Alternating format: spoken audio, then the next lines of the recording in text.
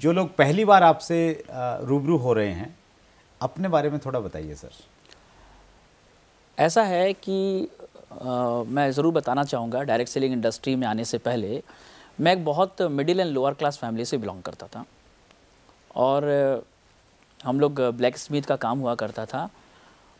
ज़िंदगी स्टार्टिंग में ऐसे बहुत ज़्यादा चैलेंजेस नहीं रहे, लेकिन एक ऐसा सिचुएशन हमारी ज़िंदगी में आया कि हम लोग अच्छा खासा इनकम किया करते थे और फादर की अच्छी इनकम हुआ करती थी। लेकिन हम लोग एक काम से गांव गए हुए थे।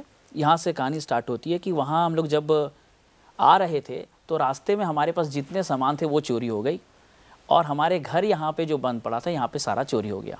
अच्छा। तो एक ऐसा सिचुएशन वहाँ से मेरी लाइफ का स्टार्टअप हुआ। मैं बहुत छोटा सा था, तो हमारे पास केवल जो शरीर में कपड़े थे तो वहाँ हमारे पास बचा और रहने के लिए घर भी नहीं बचा। तो हम लोग जब वापस राउरकेला आए तो किसी रिलेटिव के पास में हम लोग ठहरे और फिर 75 रुपीज़ रेंट दे करके एक छोटे से मकान, जहाँ पे 3 शेड का मकान हुआ करता था, 6 फुट की हाइट हुआ करती थी, वहाँ पे हम लोग रहे।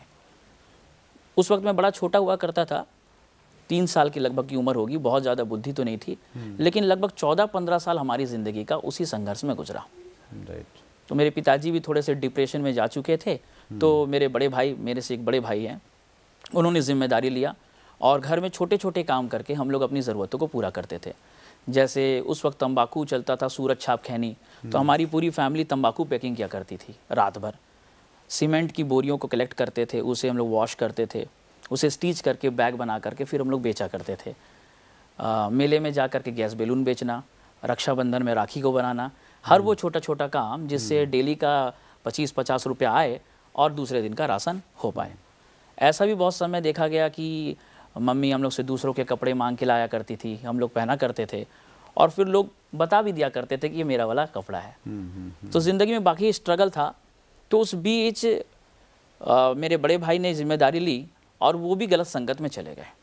अच्छा। तो अब जिम्मेदारी की बारी मेरी आई। तो उस वक्त मैं 9 क्लास में पढ़ रहा था और मेरी मैट्रिक का एग्ज़ाम निकला और निकलने के बाद मेरी मम्मी खुशी की जगह रो रही थी। तो रो रही थी तो उन्होंने मुझे बताया कि अगर फेल हो जाता तो हमें खुशी होती कि फेल हो गया, लेकिन अब पास हो गया, कॉलेज में एडमिशन का भी पैसा नहीं है। वहाँ से मैंने स्टार्ट किया अपनी नौकरी को। अच्छा। 300 रुपये मेरी नौकरी, पहली नौकरी थी। मैंने काम करना स्टार्ट किया और फिर धीरे धीरे वहीं से मेरी स्टडी भी चलती रही। लेकिन अनफॉर्चुनेटली बहुत देर तक स्टडी नहीं चली, कॉलेज में भी मैं जा नहीं पाया। 247 रुपीज़ फीस की कमी के वजह से मैं एग्ज़ाम नहीं दे पाया, तो मैं कॉलेज भी पूरा नहीं कर पाया और मैंने इलेक्ट्रिकल काम को अपना प्रोफेशन चुना, क्योंकि अच्छा। ना एजुकेशन बहुत ज़्यादा थी, ना ही मेरे पास में कोई डिग्री था, ना ही मेरे पास में कोई बैक सपोर्ट था, ना ही मनी था। तो मुझे लगा सबसे अच्छा काम प्लास पेचकस टेस्टर, इलेक्ट्रीशियन। कहीं पे कहीं 15 रुपये, कहीं 20 रुपये मिल जाते थे और किसी भी तरह का महीने का 4-5 हज़ार रुपया निकाल लिया करते थे। राइट। इस बीच में मुझे इस बिज़नेस के बारे में बताया गया कि एक ऐसा इंडस्ट्री है जहाँ पे मेरे जैसे व्यक्ति के लिए भी अपॉर्चुनिटी है। राइट। तो मुझे यकीन नहीं हो रहा था कि मेरे जैसा, क्योंकि मुझे लगा मेरे से ज़्यादा टैलेंटेड लोग हैं, मेरे से ज़्यादा एजुकेटेड लोग हैं, मेरे से ज़्यादा स्मार्ट लोग हैं, वो बहुत ज़्यादा डिग्री लेने के बाद, पूंजी लगाने के बाद लाखों रुपए भी नहीं कमा पा रहे। तो मेरे जैसा व्यक्ति इस बिज़नेस में कैसे लाख रुपए कमा सकता है? तो मुझे लगा कि कुछ गड़बड़ है। लेकिन कहते हैं ना, डूबते को तिनके का सहारा। मैंने एक्स्ट्रा इनकम के लिए इस बिज़नेस को स्टार्टअप किया। अच्छा। और 8 से 8 मेरी नौकरी हुआ करती थी। सुबह 2 घंटा 3 घंटा, सुबह शाम को 2 घंटा 3 घंटा जो निकाल लिया करते थे। उस बीच में मैंने काम करना स्टार्ट किया।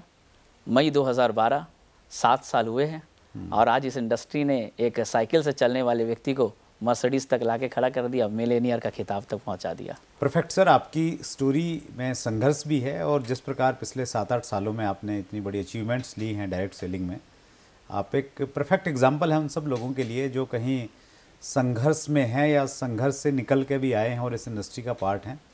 तो वो सुमित कुमार विश्वकर्मा से प्रेरणा ले सकते हैं कि साइकिल से एक लग्जरी गाड़ी और लाखों लोगों की फैन फॉलोइंग को अचीव किया जा सकता है।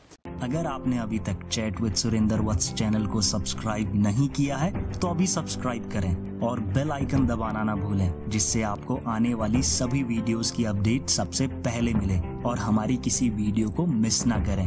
वीडियो को ज़्यादा से ज़्यादा शेयर और लाइक करके अपना प्यार जरूर दें।